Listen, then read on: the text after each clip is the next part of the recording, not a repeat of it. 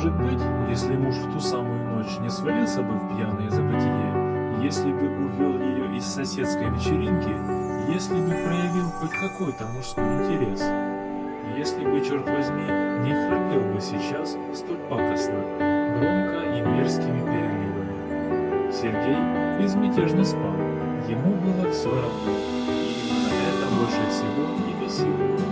Сегодня они ходили в гости к соседке, где очень весело посидели и много выпили. Вместе с ними еще был и сын соседней клетки. Этот молодой парень нравился ему, чувства были явно взаимными, но как-то у них не клеились отношения. То он был занят, то она. Екатерина была третьей семьи. Она, конечно же, старше того лица, в которого влюбилась, а Глебу было уже 20, молодой, неженатый и уже имевший чувства к которая была замужем. Но сегодня был особенный день. Муж Сергей быстро напился и ушел спать. А вечеринка, между тем, только начинала набирать темпы. Начались танцы, а потом и прочие хулиганства. Юля сегодня позволила чуть больше, чем положено порядочной жене. Она танцевала и даже поцеловала Глеба, но вовремя остановилась и пошла домой в Пришла она лишь для того, чтобы удостовериться, что Сергей спит, и побыть еще немного с Глебом. Она чувствовала своей женской интуицией и знала, что рано или поздно что-то случится.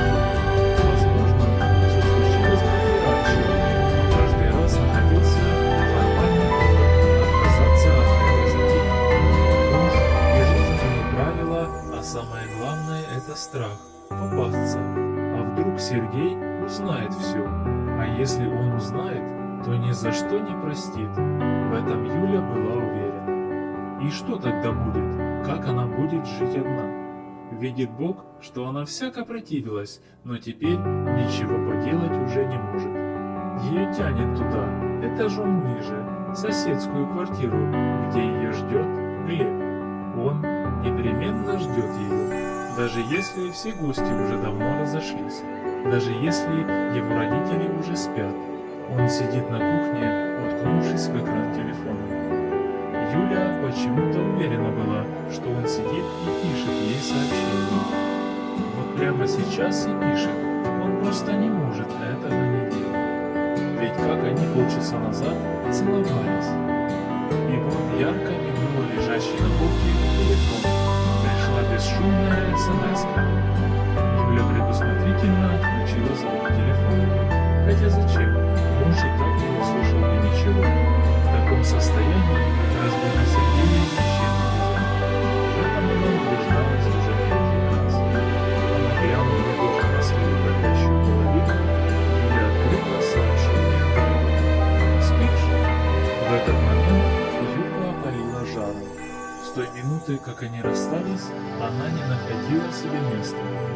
Еще раз посмотрев на жалкое подобие мужика, она принялась писать ответ Глебу.